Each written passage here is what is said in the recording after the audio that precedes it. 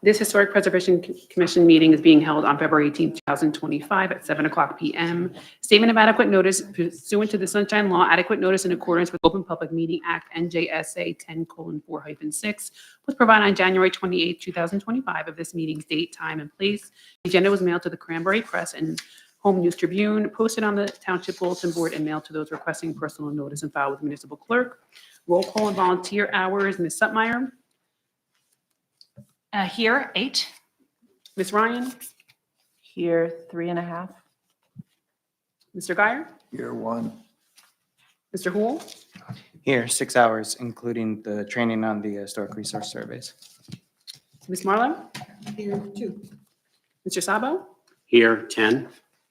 Yeah, Ms. Ballerini did advise us she was not attending tonight. Mr. Christopher, the Township Committee Liaison, is here, and we do have a quorum, Chair. Okay, great. All right, welcome everyone. Sorry I'm late. Traffic in Princeton is so frustrating.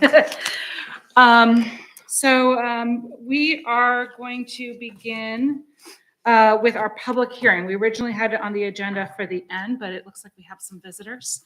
And so what we will do is hold our public hearing about the Cranberry Village Historic District and Buffer Zone. This is our second public hearing that we've had within the last few months. We had a hearing at the tail end of last year. We went to the planning board. We got feedback from the planning board, incorporated feedback from the planning board, went back to the planning board, and the planning board supported our recommendations. So at this point now, we are going to have, I guess this is a third public hearing on this topic. And yeah, I think it'll be a great discussion. So how do we want to go about? Do we want to go about reading the information? Okay. Pardon? I mean, I could read this whole long thing. What? Or would you like me to just present it? Pardon?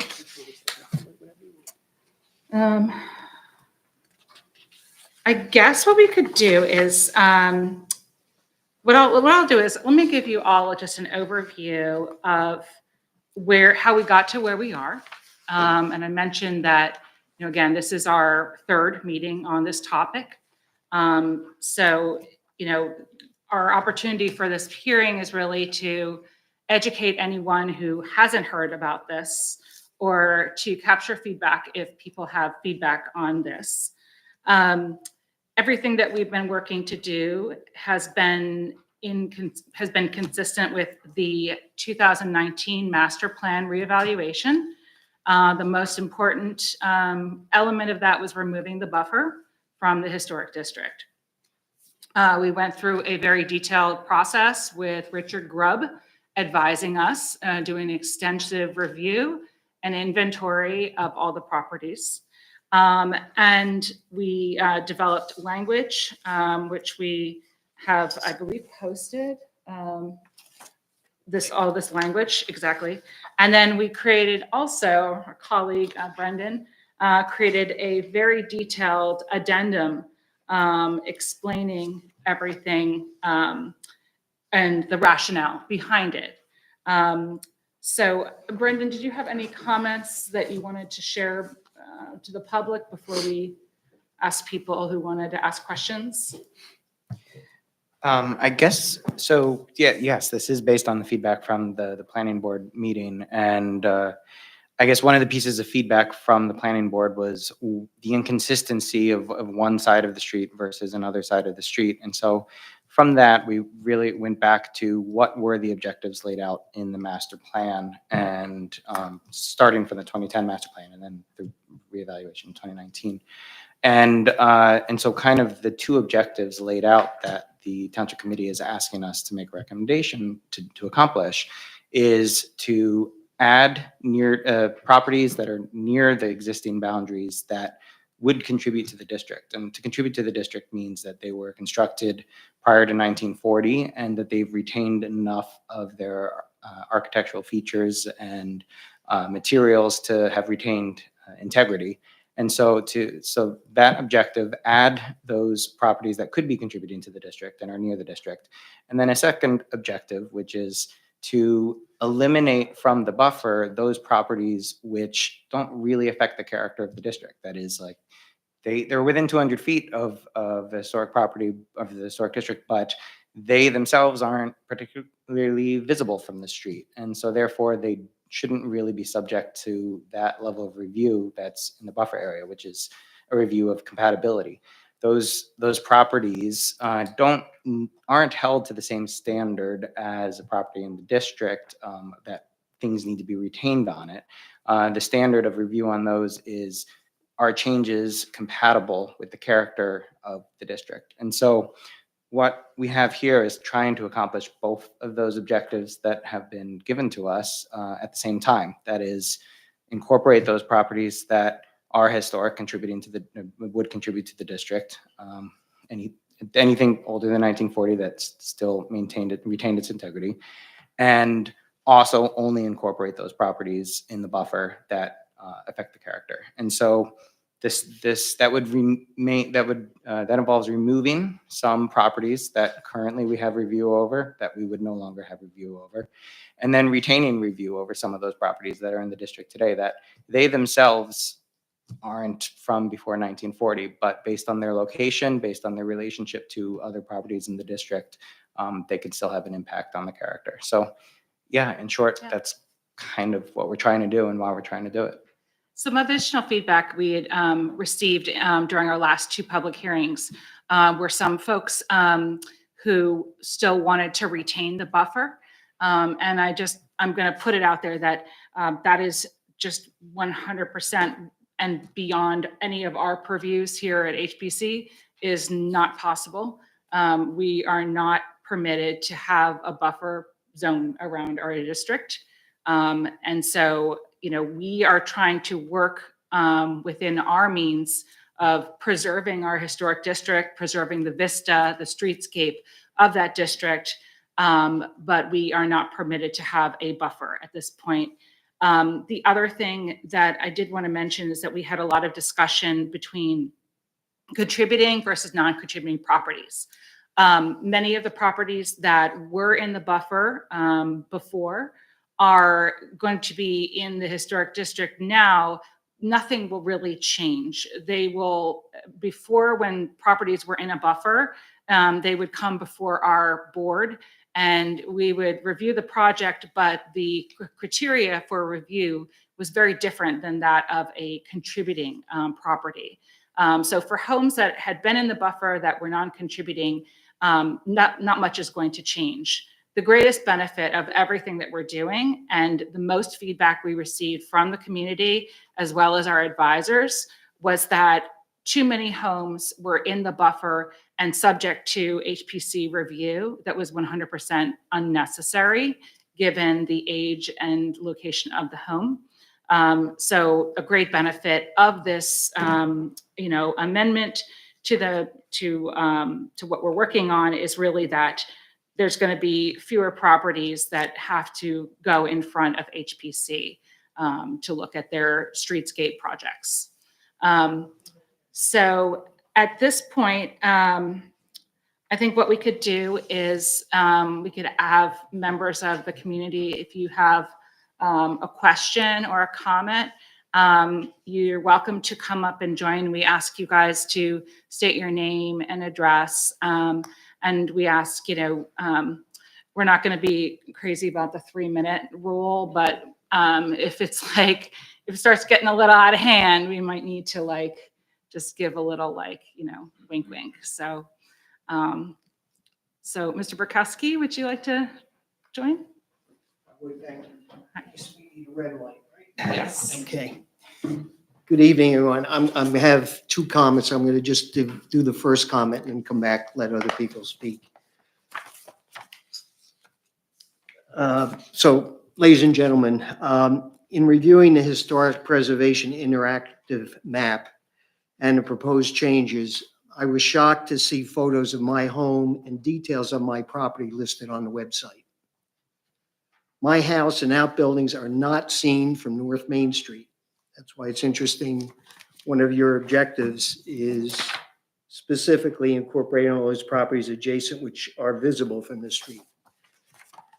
So my house is not visible from North Main Street. The entrance to my home is only accessed from a long winding driveway from North Main Street. Photos of my house and outbuildings are shown on the website. This could only have occurred by the reviewer gaining access to my property to take photos, not only the front of my house, which again is not seen from the public right-of-way, but also all sides of my home, including the rear and side yards. In the written description, there are more details about my home also that are not appropriate. Not only is this an invasion of privacy, but also a potential security risk for my family and me. There is not one other property on the historic housing inventory that has pictures taken from a home inside the property lines. It is no one's business what my home and property look like internal to the lot lines, not seen from the public right-of-way, especially describing and showing photos of my rear yard and private outdoor areas. I strongly request that these pictures be deleted from the website immediately and delete information that has nothing to do with the potential designation of historic site. How would you like to have pictures of your home, including your private rear and side yards, on a public website? Publishing this private information is disgraceful and quite upsetting. I have pictures and descriptions from the website so you can see from yourselves. Also attached are views from North Main Street and the public right-of-way. Thank you. And I have copies for everyone so they can see what I'm talking about.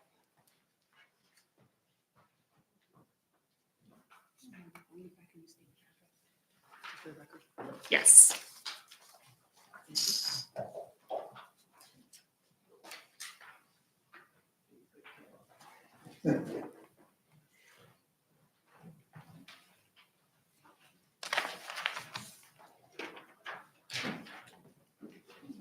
Thank you very much. Thank you.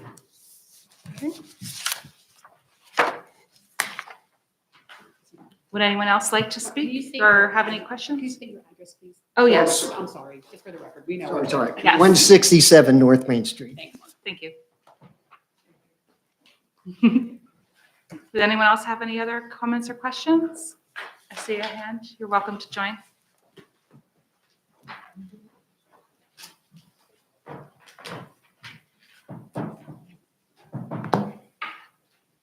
It's Ken Gordon, 127 North Main Street. Just have a couple questions because I'm not totally familiar with this. What does it mean to be added to the master plan amendment? And what does it mean to be removed from the master plan amendment on this map? And I don't know if you can answer that question, but the other questions I have were looking at the map for Park Place. It appears that Park Place West is missing off the map. So does that green area refer to the library? And does that have implications for anything for the library? Okay. So since these are questions, I think we can address these. Thanks for coming and asking these questions. Okay, so the first question was Park Place West. And I forgot my glasses, unfortunately, racing here. Yeah, the I map think- from the town planner, because it's Yeah, kind of a road, it's kind of not legally a road, it's like Yeah. kind of owned by the town, or there's recently, I think, subdivided and given to the township. So there's, the map that this was based on from the town planner doesn't Yes. have it highlighted. But in answer to your question about whether or not that's the library, that's not the library. Okay. Yeah. All right. Uh, we received the maps from the township. And then I could try to answer what it means to be added or removed. Yeah. So the removed means that the property is already in the historic buffer area. That means it's within 200 feet of the district. And so this proposal would mean getting rid of the buffer, except that not every property in the buffer is proposed to be removed. The ones in the buffer, or because they themselves are historic, that do affect the character of the district, that is due to their visibility from the street, then the being added means that they would be that they would be identified as worth including in the district. So so we're talking about the master plan now, which is slightly different than when it's actually done by the I guess by ordinance, the designation. So it's just kind of like the first step to, before the property is designated, it should already be in the master plan as being identified as worthy of designation. So this is that first part about in particular in the master plan. So it doesn't actually change anything other than being in the plan. And then later on, the township committee would be voting separately to actually designate them. Thank you. Leave this on. Yeah, this might as well. Yeah, thank you. Thanks for coming. Does anyone else have any other questions about the process or about your individual properties? Please.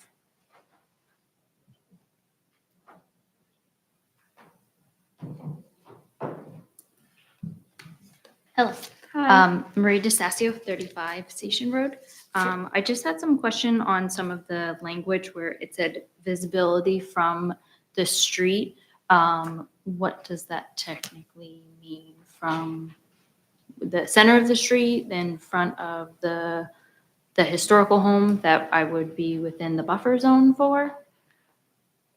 So what it means is when we're looking at a home, if it's part of the historic district, and if you're driving down the street, and so any part of the house that you see from the street is something that we would be kind of looking at, because the intent is to maintain the streetscape. We had a lot of discussion with planning board about the word streetscape. Station Road was actually, planning board had a lot of comments about, making sure we had both sides of Station Road. Okay. If there's it would mean the street where you're driving on for the front of the house.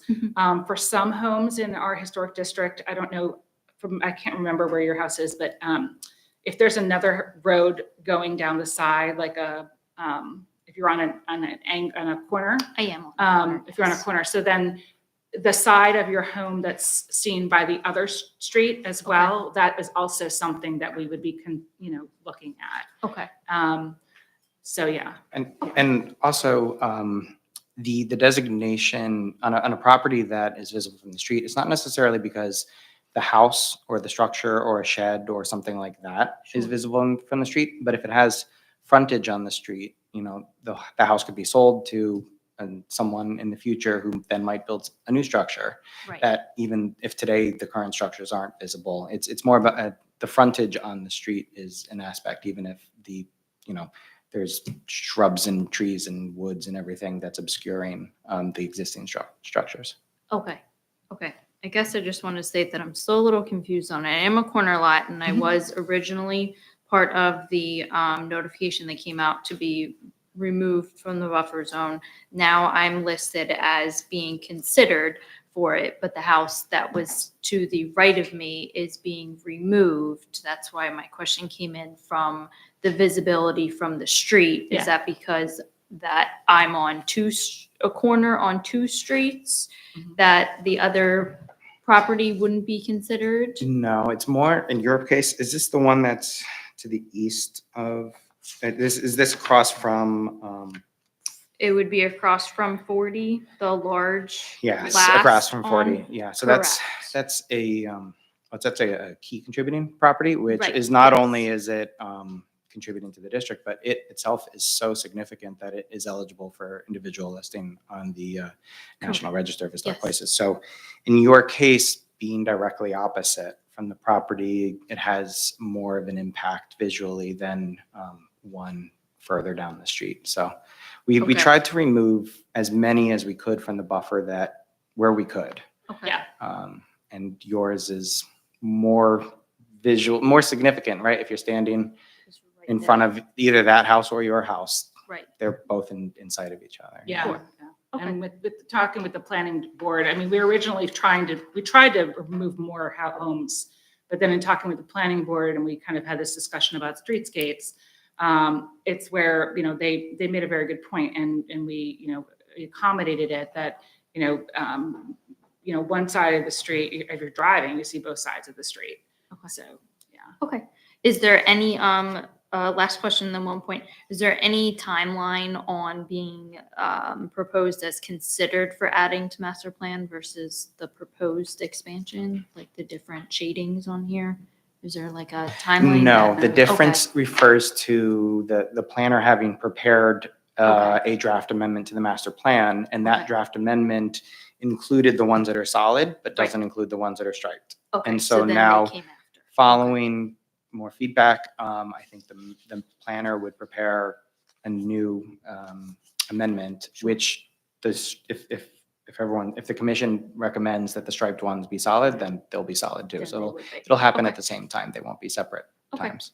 I just also wanted to raise a point because I know that a lot of the historical homes do have the surveys done and they are publicly acknowledged and everything. Anybody that's going to be in the buffer or now considered or proposed for it, I do have concerns for surveys being done of my property and where that would maybe be listed as being now part of the historic district against what I might be just comfortable having my property out there. I know I'm a corner lot. I know anybody can drive past it. It's just the saying of, hey, yes, I'm good with this. I have a family and I'm cool with it versus, it being done, just as being proposed from a district versus being in a buffer zone before. So, that was Okay. all. Thank you. Thank you very much. Okay. Okay, great. Does anyone else have any other questions or comments? Hi. Hi, my name is Candice Lim. Hi. We've just bought 19 Station Road, Oh, welcome. and I just got the mail on Friday, so And you're this is probably all just like, what is going on here? Yeah. So I Do do you mind just have, repeating your name? I'm sorry. sorry, What was your Candice name? Lim. Canis? Yeah. Lim? Candace Lim. And what address again did you say? 19 Station 19 Road. Station. Yeah. Okay. So there's a lot of terminology in all the documents, and then you very kindly explained some of it. So if I could just have some clarifications. Of course. For 19 Station Road, it is currently in the buffer or not in the buffer? Okay, so is the proposed amendment, and I was listening to the previous conversations as well, that is going to be added to be a solid block? Yes, propose it to be in the district Mhm. and have to eliminate the buffer, and then that would be one of the ones Correct. affecting the character. So it'd be in the district. Yes. Right. This house was built in 1988. Yes. So I guess from a future looking perspective, I love Santa Hall Colonial, but it's small from a future perspective. Does that mean then that anything that we intend to do on the facade or, basically on our property will be subject to a review by this Subject to review. So Mhm. there, due to the age of the house, it's not a contributing property. So that Yes. means you're not going to Non-contributing. be required to retain Mhm. any aspect of it. Mhm. But the changes would need to be compatible Okay. with the district overall. That's right. Okay, so, and I also noticed that one of the things that, specifically included were solar panels. That there are some specific things that cannot be shown. I mean, I can't direct the sun's, sort of thing, so. Yeah. So this, possibly I could never have solar panels installed in my house? The existing design guidelines don't really discuss solar panels. And one of our objectives for this year is to Mhm. update the design guidelines because a lot of other municipalities that have updated their design guidelines have found ways to incorporate panels into what's appropriate, what's not appropriate. Mhm. So right now, it's not really spoken to. Okay, Yeah. But we have approved solar panels in the historic district, Mhm. certain homes where the roof was flat and you can't see it from the street, Mhm. homes where the solar panels are on the back. Mhm. But I'm not familiar.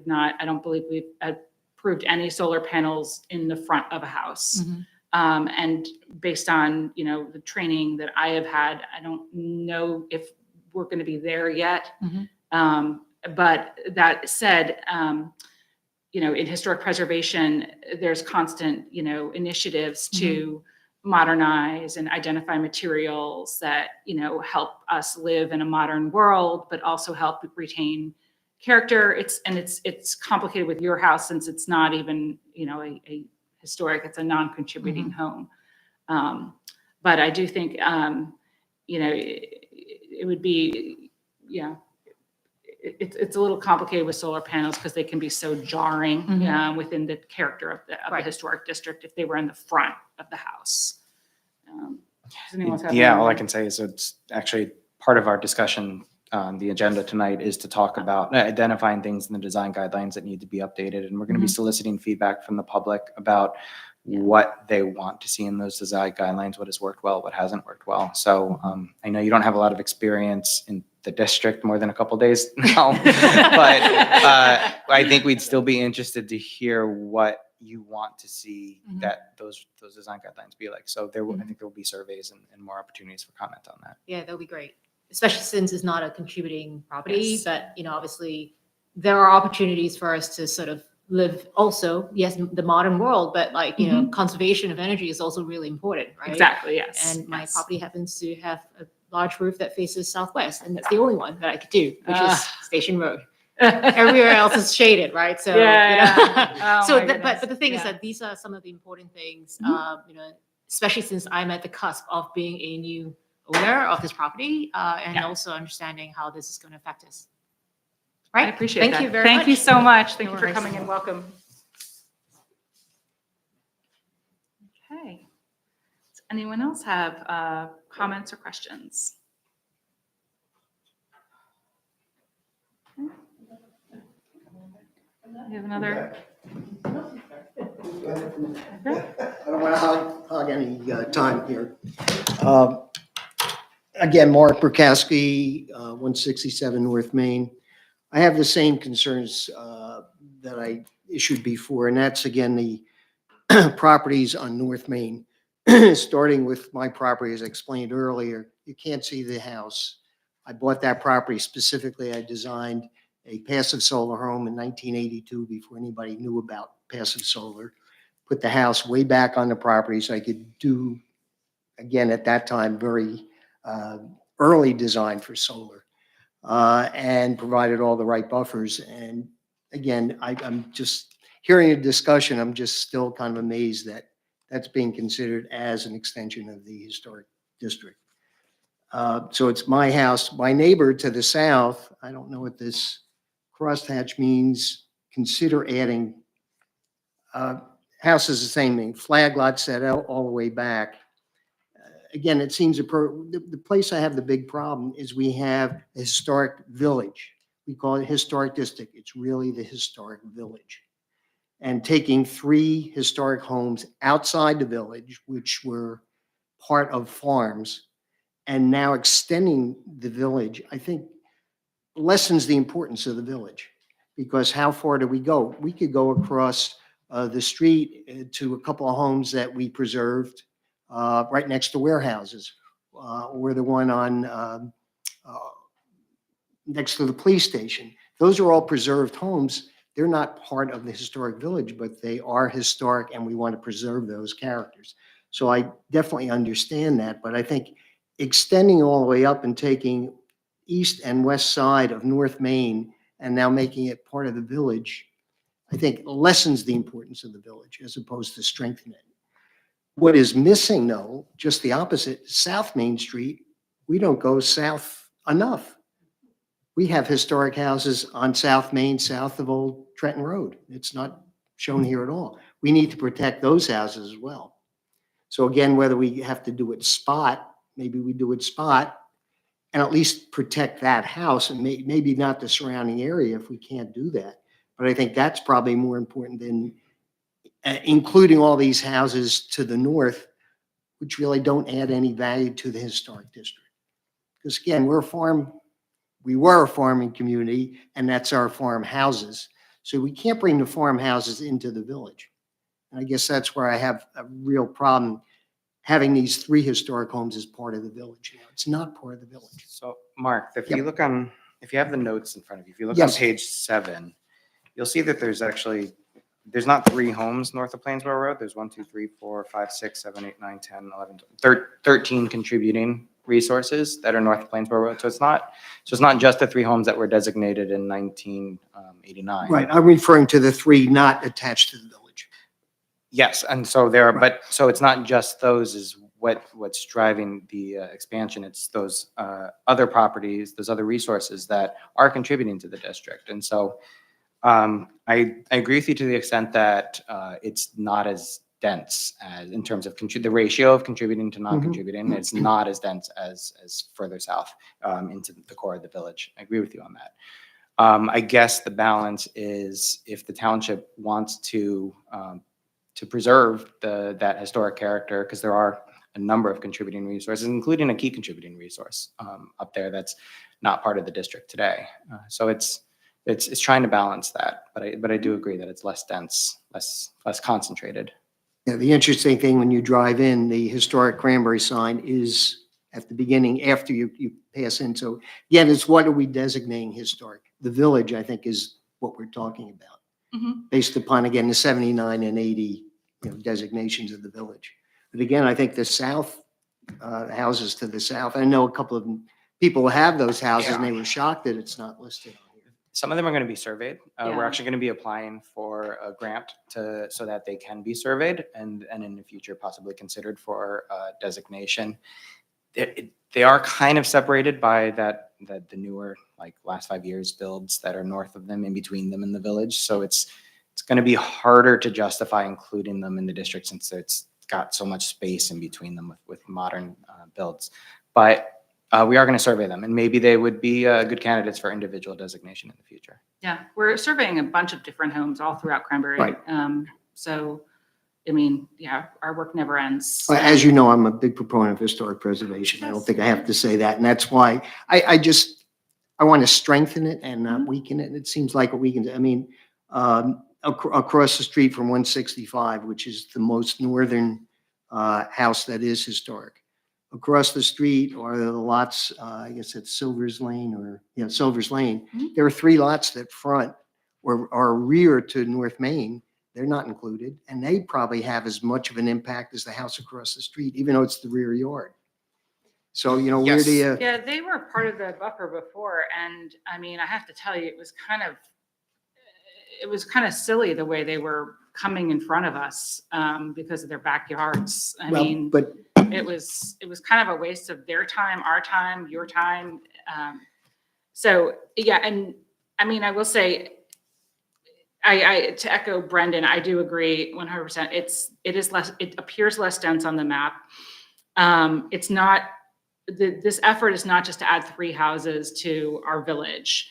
The master plan reexamination, our call to action was to streamline the district. And I do think that the agricultural areas of North Main are important to our history and part of our district. definitely. And I'm not going to address all of the comments you made earlier. We'll take those definitely under consideration, but I will say that your home was part of planning board's recommendation to include within the historic district, mainly because of the agricultural implications and the vistas and views from afar. And the cohesiveness of, they didn't want us to be doing one on one side of the street and not another on the other side of the street because of the streetscape. I hear what you're saying about your home being a setback. And we'll take that back, of course, to look at, but I did want to make sure you knew that. I think we originally didn't have your home on, and I believe we added it at the, No, it's been probably on was. before. It probably was on. Yeah. It was on it. there were some other homes that were, up there that we didn't have. And then we were encouraged to add because of the feedback from planning board. We're trying our best to make everyone as happy as possible. I I know promise very you. well your troubles to do that. Yes. Mark, I hear your concern about the Silver's Lanes. And so one of the things that we were able to find was that those properties, when that development was subdivided, they have a 25-foot landscape buffer easement on the part of the property that faces North Main Street. So we're hopeful that that 25-foot landscape buffer easement will help preserve the character of that stretch of North Main. Your particular property doesn't have an easement on it, and I know that you're going to always be respectful of it, but that we're- Honestly, there's no place to build on it because we have the stream next to it, so you couldn't put anything in the front yard. So it's the same kind of issue. There's nothing ever going to be in the front. You can never see into the property. I'm not as concerned with my house to come before this committee. First of all, doesn't matter. To come before the committee is your time and my time, so it's not an issue. It's more the whole concept of, from my perspective, lessening the importance of the district. And the way it would set up is in making more importance the agricultural history, that here's a farmhouse that served the farm. And I go back a little bit to the trouble on that specific write-up about my house and everything shown. If you want to talk about history, I'd rather talk about the history of the property, and the house in front was basically an egg farm and all that history. I'd rather, if we want to do it for history, I'd love to do that and bring it up to date, but not talk about just the structure you can't see. We're losing the historical value, I think, a little bit. That's the concern. Fair enough. Thank you. Okay. Thanks very much. And I hope to get an answer about my other request too. It's really troubling to me and my wife, who even came out to a meeting tonight because she wanted to hear what was going on. Thank you. Thank you. Okay. Does anyone else have any other questions about what we're working on? Don't be shy. Okay. All right. Excellent. So at this point, I think we can close our public hearing. I don't think we have to vote. I mean, yeah. Yeah, we didn't vote last time, so. Jennifer, I came here as Bobby suggested to talk about the destruction of Cranberry Station Hamlet. Is that Yes. gonna come up later in the? Yes, that, we were going to cover that during public discussion, right, public comment at the end of the meeting, right? I mean, we do have Hamlet. Since you're here and to save you time, if I don't make you sit through everything, because we do have a lot of business, we can talk about the Hamlet earlier. Okay, thanks. Not now. We have a couple things on our agenda just to go through really quick. Okay, so at this point, what we were going to do is talk about our 2024 accomplishments and 2025 goals. And so I apologize for, again, everything so last minute, but I did draft it out based on our accomplishments from last year. I did my best to try to fill in details with this year's accomplishments. And then I put in a status based on our goals, what we accomplished last year and what is still in progress. So maybe what we could do is first start talking about accomplishments. And does anyone have any additional accomplishments that you think we should try to capture in our year-end report?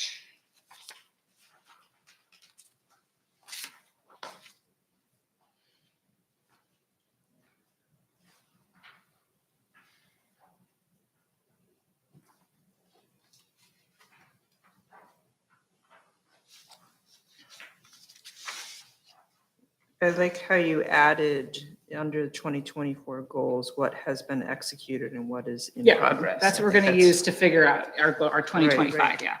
Oh, and I see your edit. Yeah, I think that I need to do auto switch on some of these, like the years. I tried to fix as many of them as I could, but the training needs to be updated. It still sort of reflects 2023.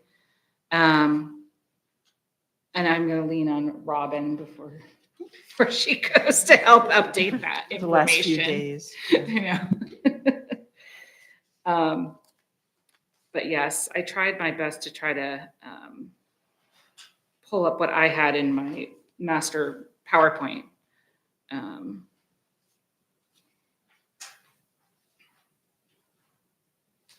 anyone have any other?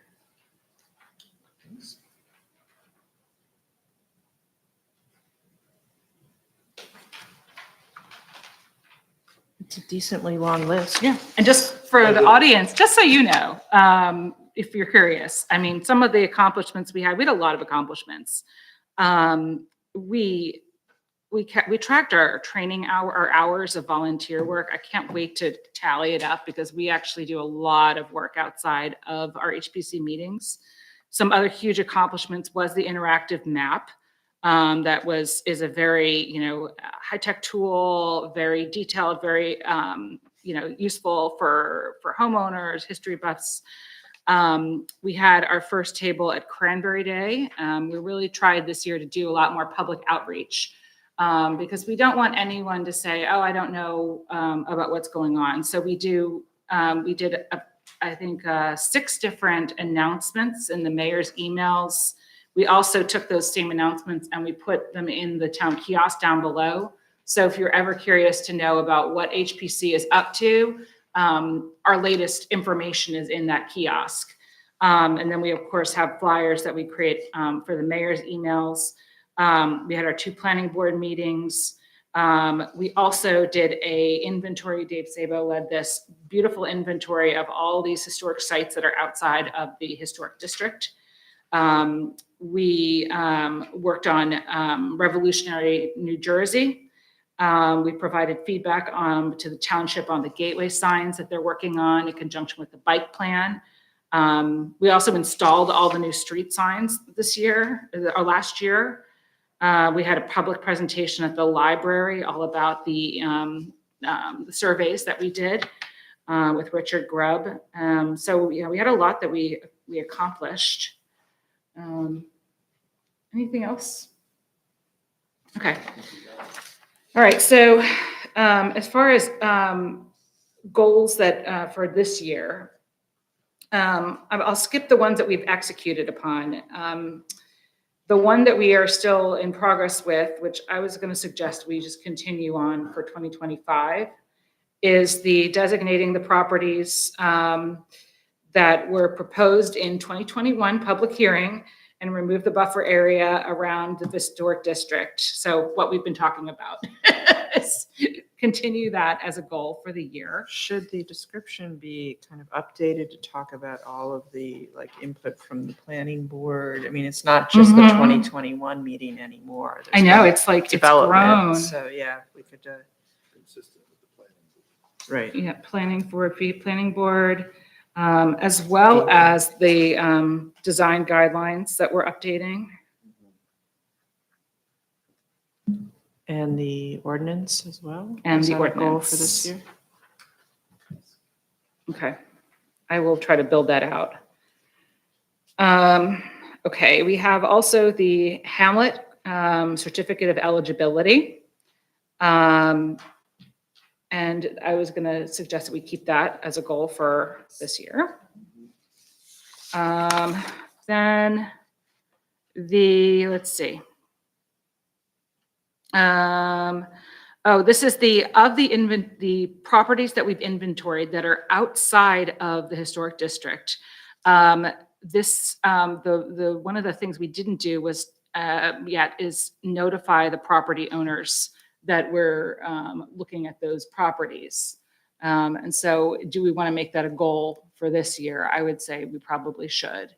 Is that in conjunction with the CLG grant Yes, application? in Yes, conjunction if with we the get that CLG approved, grant. then we move ahead with it. Exactly. Okay, so I'll say contingent on CLG grant. On CLG grant. And the CLG grant is to survey the Survey the properties. Yep. At this point, that's it. Yes. A lot of it farmhouses outside the historic district. Yeah. So, Then continue to work with the owner of the Camden Train Depot to preserve the depot. I think we can continue with that. And Participate in the joint effort with Township Committee to implement gateway signage. I actually suggest we take that out because I think that we've provided our feedback and you know, I don't think we need to focus on that at this point anymore. Agreed. Okay. Can you guys think of any other goals for 2025? Maybe should we add in more, continue our public outreach like we did last year? Yes. Or you can change that from executed to in progress. Okay. It's the same thing. Yeah, well, yeah, in progress, or I'll just carry it forward. We did execute last year's plan, No, but Right. yeah, I'll bring that one forward as a goal for this year as well. Okay, excellent. All right, thanks so much, you guys. I will update this, send this out to you guys. What is the due date for that? You did the presentation last year, like in March. But it's due, So- so it's due to the state on a certain date, and then we appear before the township committee on a certain date as well. Okay. I will follow up. We're in February, so we should be good with time. I think it's in March. Yeah, we can try to find a town committee to present to in March. GC. Excellent. Great. Okay, so the next item on our list is design guidelines. So one thing we talked about last month was talking about the design guidelines and researching and looking at other towns' guidelines. Did anyone, I know Amy was going to be researching it, she got sick. Did anyone have a chance to look at guidelines?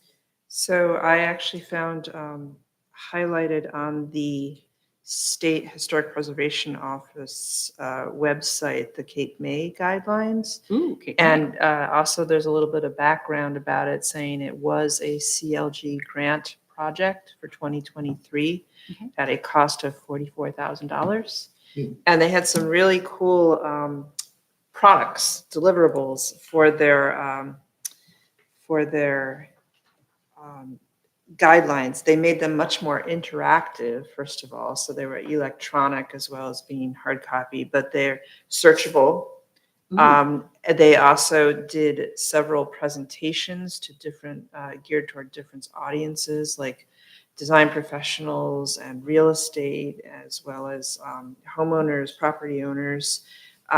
They also generated pamphlets based on the design guidelines. So there's a whole bunch of products, right, that really helped with the public education aspect of the guidelines. So, and I was just looking during our conversation, they have a whole section on solar panels and Nice. such. So I think it would be a good example for us to look at. Yeah. When I found out Amy was sick, I did research as well. I found, coincidentally, the town of Westfield, New Jersey, updated their guidelines back in 2021, I want to say, or 2022. And coincidentally, their language actually, some of it exactly mirrors our language, which makes me think maybe there's a similar author.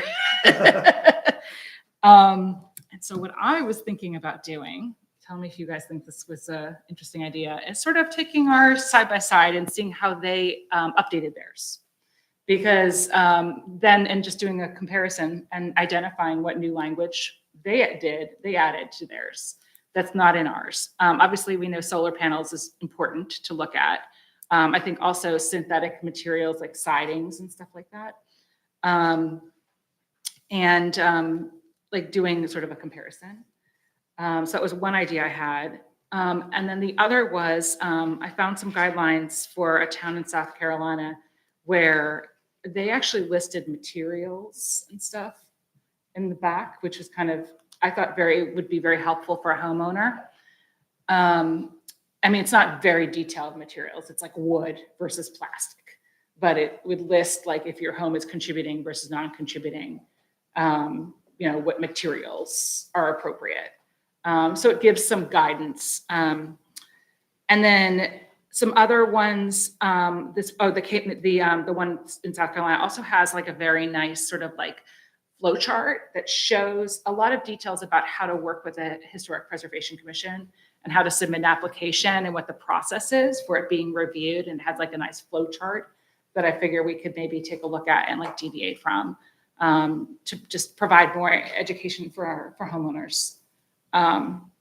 So what I was thinking about in terms of how we could maybe go about this is, after we've done the survey, I think maybe like a couple of us could sit down and kind of bring our printouts and sort of, lay things side by side and sort of start putting things together. And maybe just using Adobe Advanced to sort of mark up this PDF that we have already, to figure out how we go about it. Sounds good. Yeah. So maybe give it a think, like if anyone's interested in getting involved in the details of these design guidelines. I'm obviously will, help a lot with this. I've I'll be some happy to experience. Yeah, participate. that'd be awesome. Thank you, Guy. Cool. And maybe we can bring in more of you guys too, and as well. So, good. As you look at other towns, I think one of the things I'd be interested to see is if they have language written that helps define how much weight to put on how visible the thing is from the public right of way. So for example, in our current guidelines, I think if you had a wood window in the back, I don't think you're allowed to change it from wood, but we do. We allow people to change the materials on things that are not very visible from the street. And I'm wondering how other municipalities have kind of written that into their ordinance in a way that gives more flexibility, but also will be true to the preservation. That is interesting. I don't remember seeing that, but some of these documents were like 150 pages. I tried to find ones that were shorter, like ours, like 50 pages. I mean, you guys all agree we don't need to go crazy into the 150 pages. Yeah, I think graphic is has a lot of value, but I think Yeah. they're important items to spell out as well. But yeah, I'll make a note of this for us and for our minutes, that we want to think about how we articulate, how we weigh like the location of the design elements. Will you circulate the links to the other towns? Yeah, I can do that. I saved each of the little PDFs on my desktops. I can put them maybe into the folder or something so that you guys can see. And I always find it's good to find a best practice and then sort of figure out how we deviate from it. So yeah. Okay, design guidelines. Awesome. Okay, so the next thing too is I drafted out a survey for us to send to homeowners, and we could also use, when we interview like some of the local, contractors, architects here in town. So I put it in the folder, but it was kind of late. So I think that maybe we could do is like ask you guys to look at it after this meeting and like weigh in about it. And then I can pretty easily, I've done this before for work, is just put it into a SurveyMonkey, and we could, send it out to the town in the mayor's email and give people an opportunity to chime in. And then Guy, you were the one that also, we should probably start making a list of like which architects and like contractors we want to talk to. Sue and Guy, that's right. Sue and Guy, yeah. So once we have it, I can create a version. Like right now, it's in a Word document. I can like use that to collect the one-on-one feedback from them. And then with the SurveyMonkey, we can get like it'll put it all together from the homeowners. What's that? I think there's an architect over there. Aha. Okay, awesome. Okay, all right, awesome. Okay, so any other comments, guys, about guidelines? Yes, and then also because what's driving us updating this year is to make sure that we're distinguishing between contributing and non-contributing buildings with those guidelines. So in that notes is a first crack at separating out the things that have to do with compatibility and the things that have to do with retention. And so we should be double checking that work to make sure that everyone on the commission agrees that we've In done here? in the notes on the amendment. The last 5 pages on the notes on amendment is an attempt to separate out our current design guidelines into compatibility guidelines and retention guidelines. So right here, 25, pages 25. Yes. Okay. So. All right, so everybody's homework to study these. And Okay. make sure that that's a good starting point Yeah. for that or not. Did you guys read this language here, section 93.7? Like I studied that for this meeting in preparation, and I actually didn't have any comments about anything. I thought it was perfectly fine, Yeah, I mean, I do but I'm not an have, architect, I so. don't know that we want to get into it if we're going to do the other Yeah. exercise. Yeah, I think we Yeah, have to but- review it more But more I Have think more details. offline, But they yeah, need to be okay. updated a little bit with Yeah. materials Since and, it's synthetic materials and Okay, paving materials. and even, Alright, so even, we'll come even back to it. fencing, it says what kind of fencing not to put in. There's no suggestion. what to have. And other Yeah, sections, yeah, it yeah. suggests what to use. Okay, okay, So I think there's. fair enough. Okay, so but we it- need to It revisit. should be all part of the consolidated review. Okay, sounds good. Any other comments? Okay, so we all have homework to do. Okay, certified local government grant, CLG grant. We had an extension to April. Yes, so Sue and I met with Lori last week before. It's a Friday, yes. And are Week from we- this past Friday, yes. We had a very good meeting, lay everything out. And that was under the the plan that it was supposed to be submitted February 28th, so now we have it extended, but Yep. Lori's working on framing out the grant, CLG grant application, Awesome. and she'll be getting a draft back to us shortly. Okay, And we can, Did we end up with 88? 88, 89 properties. and is our goal to get it done like now, to submit it like April 10th? Or is our goal to try to get it done like, sooner? No, versus well, later? whatever the April 11th, I think, is the due date. Yeah, So it would be done like the day, it's online. You don't have to worry about transporting it down by courier. do we Like the think there's past. any chance that it could hurt us to submit it later versus like No. getting it in sooner? No. Okay, I just wanted to double check because I saw in the timeline, they had said that they could potentially release approvals in May. And so Yeah, I'm but thinking, like, do they have the other time- will they factor have is, Time, and then if someone gets it in before us, could we be a disadvantage? yeah, but there's federal funding here. So there's some funds. We have to make sure that the state has to make sure that's going to be getting funds. So I attended a webinar by the Preservation Leadership Forum. They were talking about the new administration and its impact on historic preservation. What they were explaining is that the CLG grant funding has been frozen with the new administration. So that could be an explanation for the delay, yeah. the much welcome time extension. But they did say that kind of an important date is the March 15th, like budget hearings, federal budget hearings. And so I think more information will be available after March 15th. So there's like, Okay, we'll know it's a go, I think, after that point. March 15th. Okay. All right, so we'll check in this next month in our next meeting. Sounds good. Okay, so for HPC public outreach, I actually started drafting out a timeline for public outreaches to do. And obviously, things like the student advisors, that would be a public outreach. I have a list. I can send it to you, what I kind of started thinking about. But if you guys have any other, one that I did have that I think might be helpful is we are starting to see a couple of folks who are doing work without submitting applications. And so I was thinking that maybe sooner versus later, we do one to say, like, if you're in the historic, I know this is, all of you guys know, but if you're in the historic district and you're going to do a project, you need to do an application.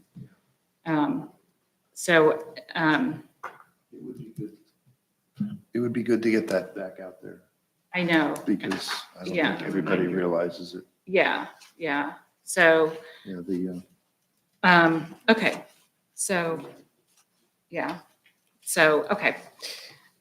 So that was one I thought would be like maybe a good sooner versus later. I thought we could also dust off the one about the library collection and maybe do it again in the summer, like summer reading.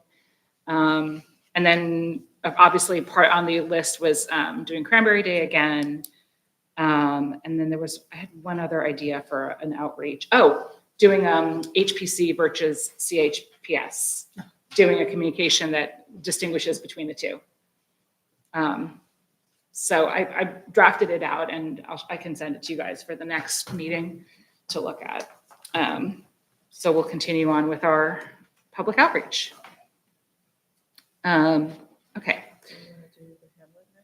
Yes, why don't we talk about the Hamlet? Right now, I know we have some questions from the public. Does anyone have any other comments or updates about the Hamlet? I do know Sue and I are going to be working later this week on the certificate of eligibility, working on getting that going. But we have been, of course, it's been a challenge given that the Hamlet is part of it is Monroe.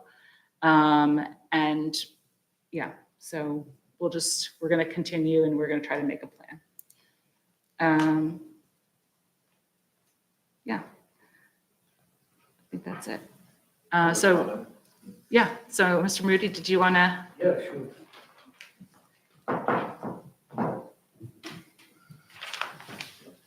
Yeah, so some of you know me. My name is Richard Moody and I live at 24 North Main Street.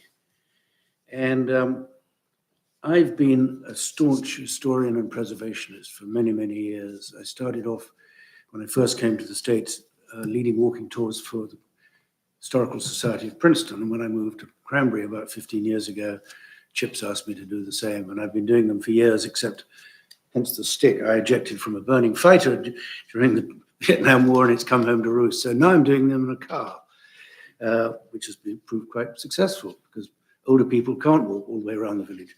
But anyway, so I've been, to be honest, brutally frank, I've been very disillusioned and upset that the Hamlet, the Cranberry Station Hamlet, has been destroyed. The only thing left, as you know, is the remains of the little station itself, which is totally derelict, covered in weeds and bushes. And I'd just like to remind everybody about the history there, because it's a tremendous history. As we all know, it's down the other side of Station Road. You cross 130, go on down, and it's next to Halsey Reed Road. Well, Brown and Gibson, a store, was built in 1806 there, which subsequently became Chamberlain and Berkeley. And that Brown and Gibson was actually the first mail collection point for Cranberry. There were no post offices in those days. And the mail was taken by horse and cart into the village and then delivered. The first post office wasn't built until 1898 at 31 North Main Street.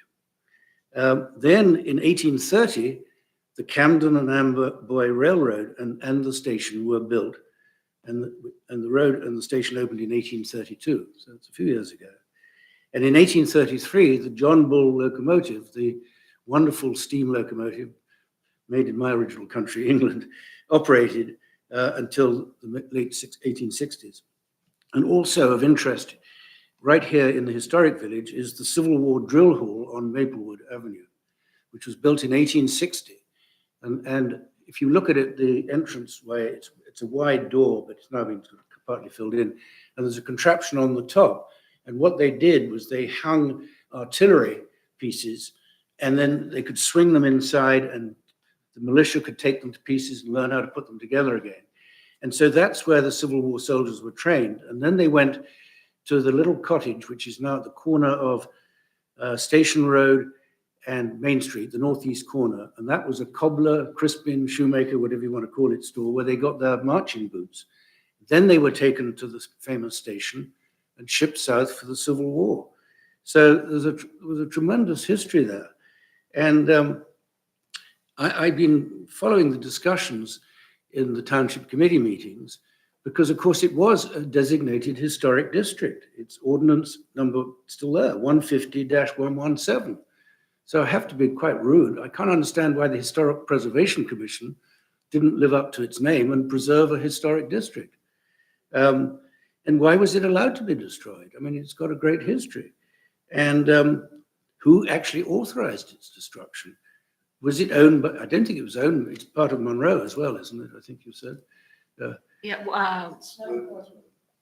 Some of the homes. The homes were Yeah, in Monroe, yeah. yeah, the ones on the other Monroe. side, yeah. But I mean, was Chamberlain and Barclay the owner that sold it? And if so, why they were allowed to sell it? And I understand it's going to be at least one warehouse and a number of office buildings. I was over there just recently just to see if anything had changed. It's still just derelict. So I understand that there was no actual realtor involved in the sale. A lawyer handled the whole thing. I think, Bobby, you confirmed that to me. Again, I just don't understand if it's a preserved district, as it was in our ordinances, why wasn't something done about it to stop it? And is the remains of the station itself going to be renovated and made to look kind of attractive old historic building? So these are my comments and questions that I would love to know the answers as to what happened. And you say that there is obviously a lot of discussions to be had about it. Is it going to be renovated in any way, or? But not if it's warehouses, and we don't need any more warehouses, do we? More trucks, more warehouses, more office buildings, and particularly on a historic district. So thank you very much.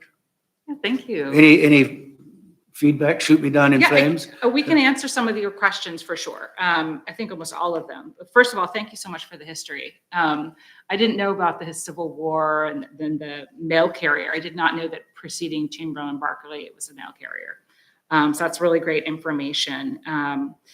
And the district, the historic district, we were approached by the homeowners several years ago. The ones next to it on. What's that? The ones next to it on the road Mhm, next to it. mhm. Inquiring about creating a historic district. Prior to that, there had not been appetite by the township committee, and HPC, preceding a lot of us was still focused on the village district. We looked into, this hamlet, and we all felt very passionate about preserving it. But we ran up against some challenges. The first is that a couple of the houses are actually Monroe and within the hamlet. And the second is that the Chamberlain and Barclay property was owned by, the Chamberlain and Barclay, the family. That included the rail station, as you will. And it was privately owned. And when we worked to create the historic district, we were given feedback that Chamberlain and Barclay was not to be included within the historic district because it was privately owned and the town didn't want to engage with the owner about that. So the ordinance is meaningless then. It says in ordinance, as I say, number 150-117, the whole area is a historic district. You're saying it's not. The ordinance has the homes in the hamlet within the historic district. But the Chamberlain and Barclay property was never designated, and there was not any support by town committee to discuss this with them at all. So unfortunately, they had a private sale. They sold it to a warehouse, company. We met with him. He came into our meeting. We had a very, very positively attended group. We had people from CHIPS who spoke with him, and the owner of the building agreed with us that he would not demolish the rail station, but that he purchased the property to build a warehouse. And so, he was going to do that. Who has actually bought the property? It's a company called Hadid. And they're a warehousing company, but they're not 24/7. They're more of a storage warehouse. They're not like an Amazon. It's a little bit different. So they bought the whole of the area? the whole Yeah, of the district. yeah. And so, yeah, it is unfortunate. I think that, we were sad that happened. And then as far as authorizing the demo, it was authorized by the buildings department, whoever approves the demo permits. But because the property wasn't historically protected, it was never brought forward to us. We had no say, Sorry, unfortunately. if it's a designated historic district, surely everything in that. But it wasn't property- in the historic district. It's specific, so there's a map on the township website that you can look at the district boundaries and which properties are included. And so when the township committee designates a district, they're designating specific properties and rather than the area as a whole. And so I'd also just raise attention to the fact that we plan to survey the train depot, the surviving structure, but it itself is not inside the historic district. So even regardless of what we learn through the survey and are able to preserve about the history through that documentation, that property itself still doesn't have any protection in terms of what the owner wants to do. It's outside of the district. Well, I mean, with all the history of that hamlet, station 1830, surely it should have been part of the historic district and preserved. I don't understand Yeah, that. I agree with you. Unfortunately, I have to say, when this whole thing was happening, there were voices that were stronger than my opinion. It's very sad, I think, very sad. Because here we are, all the talk today of preservation and stuff, and here we've got an example of it. Didn't happen. Yeah. Well, on a bright note, one thing that you mentioned too earlier is that we are working with trying to get a certificate of eligibility to get that whole area designated with the state. And then ultimately, if we can get through the state, then you can keep moving it up to get to national. And when we met with the state, unlike Cranberry that wanted to create a historic district with just individual properties and only ones that are within their jurisdiction, the state wants us to take the entire area. And, that includes the houses in Monroe, the rail depot station, and try to designate that whole area. So that is something that we are working on. But it's complicated because you have, different towns involved, and, information that needs to get submitted. Is there any way that control can be made on not building a warehouse there? I mean, No, can't have any say in that. So, no, actually, it's zoned light industrial. sort of. There's legislation at the state level right now that was brought. It's currently under debate at the state level, and it's stemming from Allentown, New Jersey, and a warehouse that's proposed near the historic district in Allentown. The warehouse being proposed actually across the border in Upper Freehold, and the legislation that's proposed would limit the ability to build a warehouse within 1,000 feet of a historic district. There is an exception for if a planning board wants to grant approval, then so far, but this is just, it's at the state level, that sort of protection, and it's also not anything that the state has finalized. But if you are interested in following that, there is something in the state Senate and Assembly that would have implications for Allentown and possibly for Cranberry, depending on what the planning board wants to do with that area. Okay, thank you. That is great news. I wasn't aware of that. Yeah, And I that's just saw it today hot as off the well. presses. So it's legislation, it's A5241 and S4048. So that made me wonder, is the hamlet within 1,000 feet of? Yeah. Yeah. So, I do. I wish that this legislation had been brought forward like 10 years ago. But hopefully, maybe we'll see. That's always hope, right? Okay, well, thank you very much. Thank you so And as I much. say, I'm very disillusioned and disappointed being a historian and a I understand. We are I guess as there's well. nothing that can be done really to change it. Thank you. Okay, thank you. Okay, so why don't we talk about the next item on the agenda, the student volunteer for the commission. I updated the flyer, and I do have to unfortunately take Robin's name off of it. And we'll add our new Gina. Welcome, Gina. I do have a note into the Princeton High School folks to see if this is something that can approve for volunteer hours, but I have to say I reflected on it a lot more, you guys. I'm worried about putting any promise of them getting hours in this flyer at all. I think we can try to find out, but I worry about, because what if another school doesn't approve it, for hours? Like, let's say it's a kid from Princeton Day School and they don't get hours for it, but a kid at Princeton High School does, or, I worry about promising volunteer hours to kids. Yeah. Then they can figure that out. But I think we can, Experience. Yeah. And participation in local government.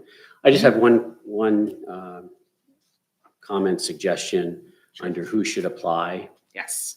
When you have, we're looking for 2 dedicated high school students who meet these qualifications. The first 4 bullet points I see as qualifications. The last one, interested in historic preservation, architecture, planning, or American history. I think, my opinion, we're looking for 2 dedicated high school students interested in historic preservation, architecture, planning, or American history who meet these qualifications. Sure. Thanks for clarifying. Yep. You got it. I The only have- other comment is just a minor graphic comment that there's a stray bullet point, the third from the top next to end opinions. That's part of it. Oh, yeah, look at that. that. Oh, I see that. Okay, thank you. I was going to suggest that first bullet point under what you'll do says HPC meetings to stay actively involved. Meetings are on the 3rd Tuesday of each month at 7 p.m. So I would suggest to say meetings are held and then held. say at Town Hall, or Cranberry Town Okay. Hall or something, just so they know they're not virtual meetings. Good point. Yep. At Town Hall. Perfect. Another design comment, the township, it's just not technically a seal, but we'll refer to it as a seal, is has that highlight, it's the circle. Yeah, If let me you'd try to like, fix that. It's cut off somehow. and if you Yeah. want that in red, I have a version of that in red that has a red circle already kind of on the outside. Could I'll send that to you if you me? want to incorporate Yeah, that. Okay. Yeah, if you can send it to me. Yeah. Okay. Awesome. So what happens next with this? Is it almost ready to I think go we should- live? Yeah, then we go live, and I think we send it out in the mayor's email, and then what I thought, and then we wait a little bit. We can maybe send it out like closer to again in May, as a reminder, and then in June, on June 1, we start looking at the applications and see, what. So how do we know whether there have been applications received? There's like a little, takes you to that form, the one that we all fill out. Right. It's very basic. It just says like, are you interested in being on a board? And then the kids would just write their name and email, and then it somehow makes it to Robin. Yeah, it goes directly to the clerk, and then the clerk Yeah. will send it to me. Send it all Okay. to me. I'll let you And know. then I guess we ask them, and then maybe, we see what we get, and we can maybe ask them like, can you write us a paragraph about yourself? I don't know how much information, I don't think they can, the There first is- pass is not a lot of information. Exactly, there is comments where they can Yeah. describe their experience. Oh, okay, yeah, so we'll see how In the detailed it is, application. if it's enough for us to like figure out, what they're about, yeah. But I don't think we should make them write resumes or like, do anything crazy like that. My experience with these things, keep it as simple as possible, Yeah. maximize the number of applicants, and then Mhm. sort it from there. You can always ask for more. exactly. Good. All right. So, Revolution, New Jersey. Really? Okay. Training. So we had the historic resource surveys training. Was that mentioned last month or not? No. No, I sent No. that to Robin that I That you had viewed attended? that webinar. Yeah, I think online. I attended the Very good. historic resource survey webinar, and then I shared it with Robin, so to recommend that you all can check it out. And it looks like a bunch of us did. Good? It was so good. Excellent. And I shared it with Lori Okay. for the grant app, because I it will gave try some to other take that ideas, one. instead of not only intensive level surveys of properties, but also areas, themes. So you could do like farmhouses, you could do cemeteries, you could do Okay. train stations. And I finally Yes. understood what an intensive level survey was after hearing that term for the last 6-7 years. That's good. And I would just comment, if I may, on Burkowski's report. I don't remember seeing these extra pages, and I'm shocked because it was only supposed to be from the street. Yeah, So I'm we'll do everything we can to mystified. get those off. That's, We, that was not supposed to be it. so that is also on the State Historic Preservation Office. That's going to be So we have in to the get survey in touch with reports. them, yeah. I think we should ask the surveyor that for any properties that they stepped onto, if they receive permission from the homeowner before doing so, because then maybe it's not the only one. And so I think we should follow up with the surveyor on that. Yeah, that was not in the guidelines, I don't remember that ever happening, honestly. We'll have to, unless they thought that was a street. I don't know. yeah. That's the only thing I could think of, but that was very, very specific, Yeah. only from the street. And we'll take that feedback for sure. I mean, if we get the DLG money and we do these other farmhouses and stuff. We've had a lot of discussion about this too, because like there are some homes that we had to remove from the list because you can't see them from the street and stuff like that, and they're all, and it's sad because there's some homes here in Cranberry that are all like abandoned and, awful looking, but they're far back and, falling apart, demolition by neglect, right? So we talked a lot about, how we go about this. And I mean, there's also, Google does do street shots of everybody's home, which, Yeah, but from the street though. Yeah, but It's those are from the literally street, from the street. exactly, They don't drive yeah, down yeah, yeah, driveways. so. Oh my Actually, gosh, yes, we skipped Sorry, one over more thing that. on the training, is, I thought a great idea that was discussed there is attaching the survey forms to the new homeowner letters. So when we send those, we should print out the survey for their home and include it in the envelope. I think I that'd love be a that great idea. introduction to the. Oh, that was a district. suggestion on the webinar. Yeah. Oh, do you think that's a lot, is that extra, I mean, it's a little extra work on your end, but, or on Gina's end? Yeah, she could do it. Okay. All right, town hall doors. I don't know if we want to tackle that today. Short and, Robin very nicely passed my comment over to Denise, and the town hall doors, as we discussed in prior meetings, every time I come, they're just awful. They haven't been maintained. They were replaced maybe 20, 25 years ago, I'm guessing, something like that, replacing the old doors. And the back and forth we got, what painter can you suggest? I'm supposed to come up with a painter. Yeah. Or we got to the point where it almost sounds like they want to replace the doors. Like the back ones, they're not shutting properly. So again, these doors aren't old. I don't know why So they're they're not not- maintained. Are they, my biggest question is, are these doors part of, like, I think that if the town wants to replace the doors, they need to put forward an application Well, for us they to pushed review. it on to us like, No, who, some suggestions for the type of doors to replace. We're getting to the point, we're moving from sustainability. We just replaced, 50-year-old doors or whatever that was there before. With these doors, now these are been neglected, so you're gonna rip these out and put something else in.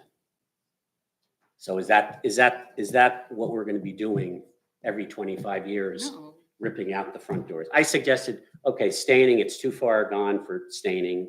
Because if you maintained it every couple of years, a new coat of varnish, it would be fine. I said, paint it cranberry red or something that would pop. Who would suggest a painter? That was my, Well, I think, it's out of my, yeah, Around I think I would think the that's Department of Public Works respectful can paint. pushback, but I do believe they should be putting the application in front of our committee. Because even though we are part of the same entity, like, we should be looking at it because this town hall is part of our Right. historic inventory. And if they're changing their doors, they need to put forward a door design, just like every homeowner who puts. the question was design. back to us. What do you No, we can't, suggest? we don't do it for the homeowners, just like the town, we can't do it for the town. I said we do have two architects on the board. Yeah, I'm not sure that we can't make, Dave. I'm not sure that we can't make a recommendation. Like, I we mean, I are, think we can, But yeah. I- We do all the time to homeowners. I think They it's ask okay us- if we make a recommendation, but I do think, I mean, it's a nationally listed property and it's a key contributing property in the Yes, district. I do it's the think they're gonna have gateway, to right submit, down- there's gonna have to be an application, but I think it's okay that we make a recommendation to help them. Yeah, Yeah, I think that's fine, we do. I mean, that's what we do with homeowners, But exactly. can we get, But, make it clear to them that they need to make an application? yeah, They could ignore us. Let's speak to our liaison. I think That's that's Rob. a great idea, but again, if you know. it does, Rob will take care of it. but just a suggestion, so I always like to look at day two. Replacing the doors is one thing, if that's the way we're gonna go, which again, that's big, but I think the township has to look at what is the maintenance schedule to keep these doors looking good and so they're not deteriorating. So you're not ripping them out again in 20 years. Yeah, because even if you paint them, they're still gonna need to be Yeah. repainted. and Exactly, maintained but there should be a maintenance schedule. and if you'll- if But the you paint could will But start these to- doors haven't been touched since they've been put in. still could be refinished. They could. And again, it's probably too far gone to sand it and maybe stain it a little bit darker. But again, you can go to paint. And they would look very nice. They're not that- That would be very affordable too versus Would- buying a new would door. love a recommendation. I'll certainly bring it back to the committee and we'll have a conversation about it. I think And your commentary that we're pretty far down the road of replacement is probably valid. And looking to partner and come up with a recommendation and something we can do is, but if it's just the appearance, the comment was the back doors are not shutting properly, but there was no commentary. Well, we had somebody look at it and it can't be repaired. That should be the first, That would be the Yeah. next step. I know yes. DPW did look at it and they yeah, tried to repair it. Yeah. They the back doors are shot. Okay. From my And understanding. for that sure. is, in the back of the building, not too, but this right down Schoolhouse Lane, every time you come down, the doors are right there. My understanding is those have been looked at as well. They don't have an easy way to repair specifically the left one coming in. This one? Yeah. What's wrong with the left one? How does he know this? He looked into it. Oh, We talked about it last time. that's right. We did talk That's about my it last job, time. Jen. Thank No, you. and listen, I think replace is the word of the day. So happy to work in partnership to find something that fits, something that works, and something that will be functional and safe for the folks who work in the building. Okay, understood. But again, please also put forth maintenance. So we're not doing it again in 2025. Understood and agreed. And an application, because we should see what it's gonna look like if they're replacing it. So that it's not- Material, so it's not Yeah, hollow metal doors. yeah. Oh, don't get me started I'll lean about on over Brendan's there. commentary of a suggestion would be awesome. Do an application. Yeah, Technically, I was just saying a suggestion to help the application along. Sure. exactly. Concept review. Yeah. Right. Are we suggesting a vendor? No. Like, like No. manufacturer or? If you have any, I think this would be a great partnership of two organizations that are closely tied together. Recommend with them. What about, why don't they look at the buildings department and see who's put in permits to do work in the historic district and find vendors that way? I don't think any vendor or manufacturer has done any of the houses or anything with be appropriate for this. Yeah, It's this a is a public facing. Heavy duty. Commercial, heavy duty, Yeah. I mean, high the other- use. the other sector. comment- Or, yeah. The other comment was security. So I don't know if there's a the township administration has some concerns or what the specs should be as far as what they're looking for these new doors for security. That's a good question. I mean, is township considering like, you know, But the library Card has, access, yeah, you like the know? library has pretty fancy new doors because they're a new building for the school. Library has new doors, school has new doors. Yeah. They're not gonna look like these if we use the library or the school, but understood. So we'll have to come up with Figure out a something. path forward. yeah, I think the security concerns Yeah. are valid. You know, we need to hear. Yeah, it's public Yeah. building. Yeah, what the concerns are and what kind of protections, like now might be the opportunity to provide card access or something. Who knows what you're thinking, so. Yeah, that would probably make sense too. When we look through design guidelines, maybe we'll see what, what other towns deal with. historic buildings. secure with them- doors. I mean, I'll do a little research and see if I Yeah. can come up with any. it exists. I mean, I was in Hoboken. I went into a historic building. It was a bank and building was historic, but the door was new because it was fancy, you know, so Yeah. someone figured something out. Okay. Great. All right, great. Did I skip any other items? New homeowner letters. Yes, I sent one to 19 Station Road and and 109 North Main Street. No one signed for it, by the way. Okay, minutes. Any edits to the minutes? I made some I have comments. some minutes. Did you, I don't know. This time it did work when Did you just do it recently or was this it? afternoon, Okay, so I don't think I got that yet, but I'll incorporate it. right? Yep. So from it's the on OneDrive. Okay. just some minor And Brendan has some amendments too. changes. We have the sign for Cranberry Inn that we wanted to look at. Oh my So God, I that's forgot about discussion. that. Vote on the minutes. New business, yeah. So I guess, we knew it, we have public comment. Do we have any other We public have to vote on the comments? minutes. Oh, we have to vote on the minutes, that's right. Okay, so let's vote on the minutes. Motion. Motion to approve the minutes. So moved. Second, All right, roll call. Ms. Suppmeyer? Yes. Ms. Ryan? yes. Mr. Guyer? Yes. Mr. Hool? Yes. And Ms. Marlowe? Yes. Thank you. Motion passed. Identifying, doesn't, I feel like we covered that, yeah. Okay, so discussion. This is where we can talk about the Cranberry Inn sign? No vote. Okay, yeah, so I think it complies with everything within the sign ordinance. You should explain what we're talking about. So there's they submitted a application for a new sign at the Cranberry Inn to replace the Colonial Bar banquet rooms picture. So this here. It complies because of the colors. It complies because it's on wood. I think they're actually using the same frame and everything. They're calling it an insert, Yeah. so. Well, it's- Yeah.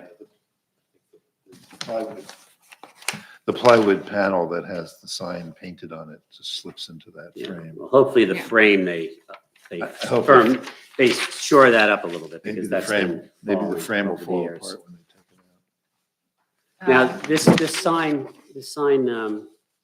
so it's, to me, when I look at it, it looks like it's two businesses. Yeah, That's okay?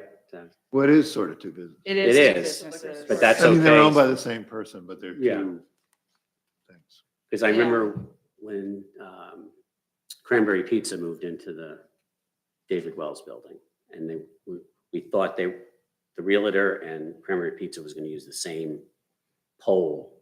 That's Yeah. right, I remember that, and then they ended up. And there was some not. discussion Yeah. about how you do that with Sharing. two businesses. So Yeah. I don't know, in the sign ordinance, I don't know if there's anything that says that. Anyway, otherwise it looks good. It's better than what's Well, there. it's okay. Yeah. As I- someone who cares about graphics. Yeah, It's it's okay. The main thing I- is the frame. Yeah. Just taking what's there and inserting a new piece, the frame, as you could see from the picture, it needs some work. Well, the frame hopefully will be reconditioned too. I'm actually, it's more about the graphic. I mean, I could get picky, I guess, but I think it's unfortunate that the stagecoach has been sort of reduced, and it's not even a stagecoach. It's really just an Amish cart built by a single horse. Would you want them to? And maybe so- Just so you reuse know, the this is same what we're image? talking I would love to see the same graphic of the stagecoach, two horses, or there are others. I've actually did a little research online, and there are a couple others that are out there, free graphics that are more similar to the one that's on the sign now. I mean, I like the idea of putting it up on top of the Cranberry Inn. The eye cuts off the horse's front legs, which is, I mean, these are graphic things that I see that I just bothers I think we me. can recommend that they Yeah. And, change that graphic. I mean, maybe if the stagecoach gets a little longer, the word "the" goes off over to the side. It doesn't have to be centered. It could center on Cranberry instead of the entire Cranberry Inn, right? It could Yeah. Shift to be center over Yeah, to Cranberry. something like that. But I mean, it would be an easy fix, but that's the only thing that really bothers me. I mean, you could try all sorts of different fonts that, Helvetica Medium is not exactly a historic font. Yeah, that For was restaurant, bar, private events. my catering. I would have reaction liked to was- see something that was more of a serif style letter, font that, wasn't just a modern block letter kind of thing. It Sort of doesn't like have the to- New Jersey It doesn't wine have to be, cellar. it doesn't have to be the old English kind of the existing sign, I know, I have to But- say, I kind of missed, my gut reaction, which is why I had a feeling, I had a reaction to the font change. Not like a strong,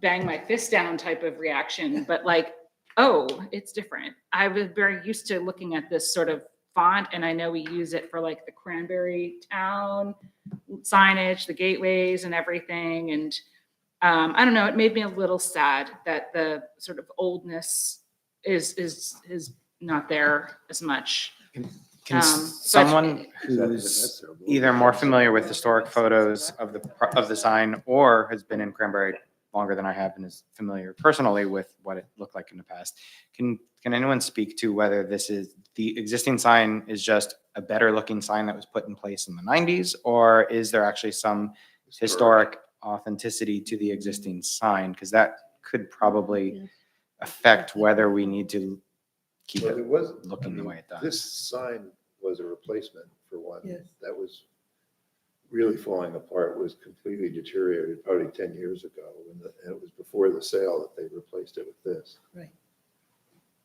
Oh, I didn't know that. Because the Yes. plywood was delaminating and it's like the sign in front of Teddy's. So I'm not going to go there, but that's what, You just did. Yeah, no, they're working on You it. just did.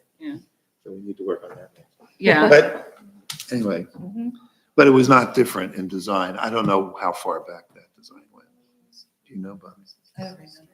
It didn't be. The one that was, When we moved here in the 80s, it didn't look like that. yeah. Okay, so I think, so we've commented, and I would say maybe what we just do is, I mean, we don't have any authority whatsoever with this. Kind of, But- it's chapter We 93, don't? 7, We do- no, we the very last bit mentions storefronts, which includes sign Oh, and this, yeah, there decorative is a store, features. well, this is not a storefront, this is a sign It's outside. the store. signs is Signs. listed in the first sentence there, so. Okay. Good I catch, just Brendan. don't know if we should be here designing a business's logo, like, if Yeah. that's not. I do think Guy's comment about the stagecoach thing Well, is. so Sue and I were doing a little side Sleeping. research, and Yeah, that's their their logo there. current logo has that stagecoach and horse in it. Mhm. So it's sort of, maybe it's water over the dam. It doesn't bother me that much. I wish the horse's legs weren't cut off, but We should look more like a stagecoach. Yeah, I I mean, just wish it was more of a stage. I like the round logo that's on their website and such. Yeah, maybe they should use that on this. Maybe they should use that. If I make it any larger, it's gonna disappear for the fourth time. You see it? So- It's got a circle.